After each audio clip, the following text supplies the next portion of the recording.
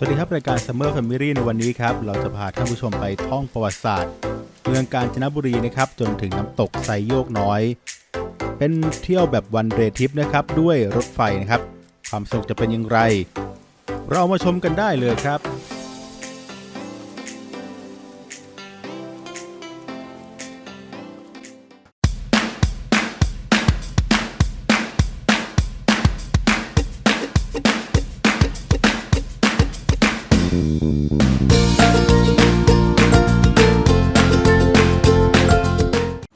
สวัสดีค่ะ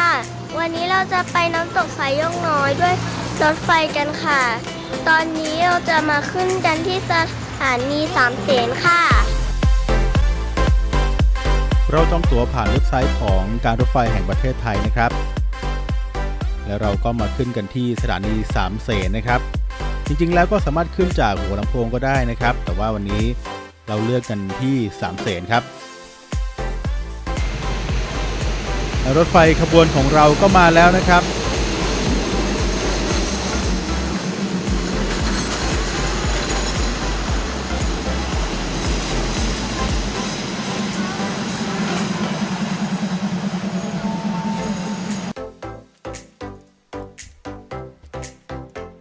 นี่คือโบกี้ที่เรานั่งกันมานะครับโดยทริปในวันนี้ครับเราจองรถปรับอากาศนะครับ240 บาทไปกลับนะครับส่วนใครอยากจะนั่งแบบพัดลมนะครับในราคา120 บาทครับทริปนี้นะครับนอกจากจะได้ไปเที่ยวแล้วนะครับจะได้ชมบรรยากาศริมทางรถไฟด้วยนะครับนั่งรถไฟชิลๆไปบรรยากาศสวยๆแอร์เย็นสบายๆครับเราปล่อยให้ท่านผู้ชมได้ดูบรรยากาศริมทางรถไฟกัน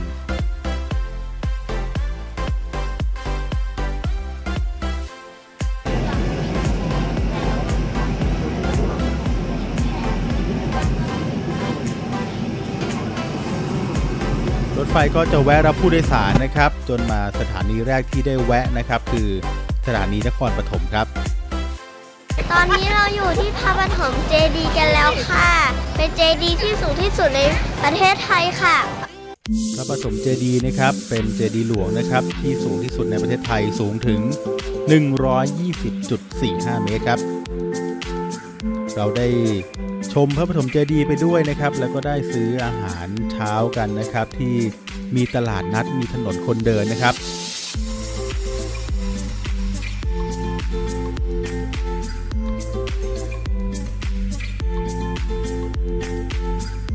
เราให้ชมบรรยากาศกันเรื่อยๆนะครับแล้วก็แวะถ่ายรูปกันสักหน่อยนะครับนี่คือไก่ย่างบางตาลนะครับร้านไก่ย่างชื่อดังนะครับใครมาก็ต้องแวะซื้อนะครับแล้วก็คนที่เคยทานแล้วก็น่าจะรู้ว่าไก่ย่างบางตาลอร่อยนอกจากนี้ยังมีอาหารขายอย่างมากมายเลยนะครับแล้วแต่ว่าใครจะซื้ออะไรเข้าไปนะครับโดยจุดนี้เขาจะไว้ให้เรา40 นาทีนะครับก่อนขึ้นรถไฟไปอีกรอบหนึ่ง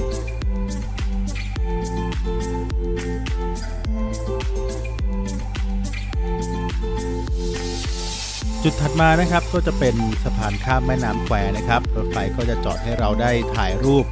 สัมผัสบรรยากาศริมแม่น้ำแควนะครับประมาณ20 นาทีครับตอนนี้เราอยู่ที่สะพานข้ามแม่น้ำแควค่ะเป็นสะพานที่สร้างตอนสงครามโลกครั้งที่2ค่ะเราเก็บบรรยากาศมาให้ชมกันนะครับดูกันชิลๆไปนะครับในวันหยุดสบายๆแบบนี้ครับ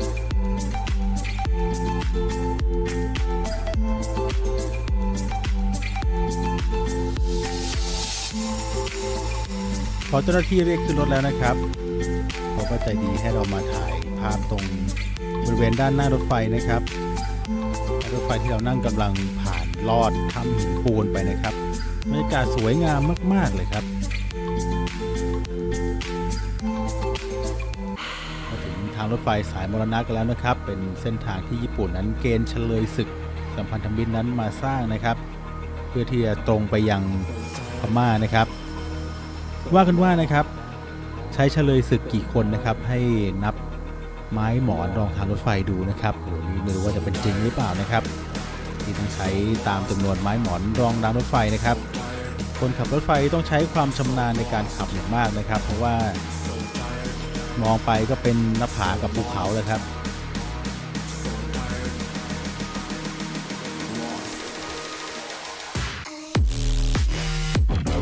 พอเราข้ามทางรถไฟสายมรณะครับ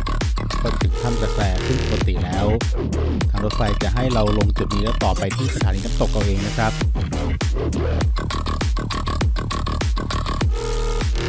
วันนี้เข้าใจดีครับก็เลยพาเรามาส่งที่สถานีไซโยกน้อยและเราก็มาถึงสถานีน้ำตกไซโยกน้อยกันแล้วนะครับตอนนี้เราอยู่ที่น้ำตกไซโยกน้อยกันแล้วค่ะสัญลักษณ์ของไซโยกน้อยก็คือรถไฟไอ้น้ำโบราณครับมาดูประวัติกันไอ้น้ำ C56 หมายเลข702ผลิตในประเทศญี่ปุ่นนำมาใช้ปีพุทธศักราช2439 ถึง 2519 การรถไฟแห่งประเทศไทยมอบให้จังหวัดกาญจนบุรีไว้ณน้ำตกไซโยกน้อยเพื่อเป็นอนุสรณ์ทางประวัติศาสตร์และส่งเสริมการท่องเที่ยวตามนโยบายของนายสุชาญพงษ์เหนือผู้ว่าราชการจังหวัดกาญจนบุรีได้รับมอบเมื่อวันที่ 12 พฤษภาคม 2538 โดยนายมานิช มกรพงษ์ในอำเภอไซโยก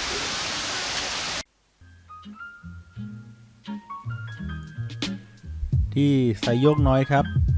มีอาหารขายให้เราซื้อก่อนที่จะขึ้นไปเล่นน้ำตกครับนี่คือน้ำตกไซโยกน้อยครับซึ่งเขาจะให้เราอยู่ตรงนี้ถึง3 ชั่วโมงเลยนะครับมาดูความสวยงามกันก่อนแล้วเราก็ค่อยไปเล่นน้ำตกกันนะครับเรามาดูว่าความสนุกจะเป็นอย่างไรในวันนี้ครับ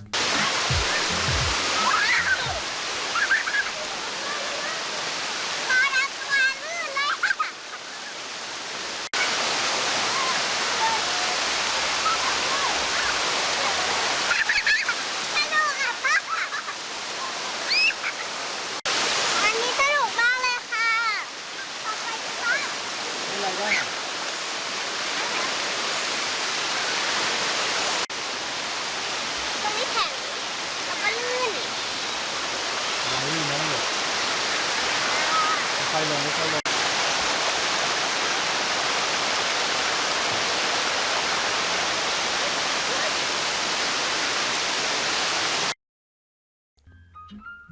ใครที่จะพาลูกๆไปเล่นนะครับแนะนำว่าให้นำชุดไปเปลี่ยนด้วยนะครับน้ำที่นี่ไหลแรงแล้วก็ไม่ลึกนะครับเด็กๆนั้นเล่นกันอย่างสนุกสนานเลยนะครับเจออากาศที่ไม่ค่อยร้อนมากครับเจอกับน้ำเย็นๆก็เลยเล่นกันอย่างสบายๆครับสนุกกันเลย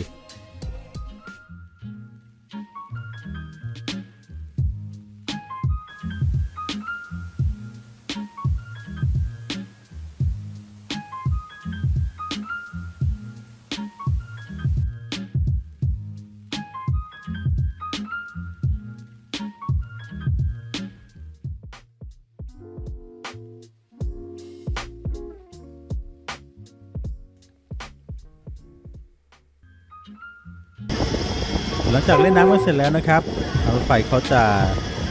เรียกเราขึ้นแล้วก็พาเราไปสู่สถานีกาญจนบุรีครับซึ่งเขาจะให้เราเลือกว่าจะไปถนนคนเดินหรือจะไปสุสานสัมพันธมิตรดอนรักนะครับและไหนๆก็มาแล้วนะครับเราไปชมสุสานสัมพันธมิตรดอนรักเป็นสุสานที่เฉลยศึกทั้งหมดนะครับ 6,981 ชายนะครับถูกฝังไว้ที่นี่นะครับจากสงครามโลกครั้งที่2ที่โหดร้ายนั่นเองนะครับการเดินทางก็คือมีรถแดงมาจอดอยู่ข้างๆสถานีรถไฟนะครับเสียคันละ10 บาทจากนั้นเราก็มาเดินเล่นตลาดรถไฟกันช่วงนี้ยังไม่ค่อยมีร้านค้ามาเปิดนะครับเพราะว่าเป็นช่วง 4 โมงเย็นร้านยังมาน้อยกันนะครับแต่ก็ยังมีร้านขนมมาเปิดนะครับให้น้องๆได้มาเลือกนะครับนี่ก็เป็นร้านเยลลี่สไตล์เกาหลีที่น้องๆหนูๆน่าจะชอบกันนะครับตรงนี้เขามีเวลาให้เรา50 นาทีครับใครไม่ได้ของไม่เป็นไรเพราะว่าก่อนจะลงสถานีน้ำตกเขามีบริการมาสั่งของฝากสั่งอาหารให้ถึงที่นะครับแล้วพอถึงเวลาขึ้นรถไฟเขาจะนำอาหารที่เราสั่งไว้ของฝากที่เราสั่งไว้มาให้เราครับและนี่คือทั้งหมดนะครับที่เราไปเที่ยวกันนะครับวันเดย์ทริปน้ำตกไซโยกน้อยจังหวัดกาญจนบุรีนะครับ ถือว่าเป็นอีกหนึ่งทริปที่สบายๆชิลๆนะครับที่ไปได้แล้วไม่รู้สึกเบื่อนะครับก่อนที่จะนั่งรถไฟชมบรรยากาศกลับบ้านในตอนเย็นนะครับแล้วเราก็กลับสู่สถานีรถไฟสามเสนอย่างสวัสดิภาพขึ้นสถานีไหนลงสถานีนั้นด้วยนะครับวันนี้สวัสดีครับ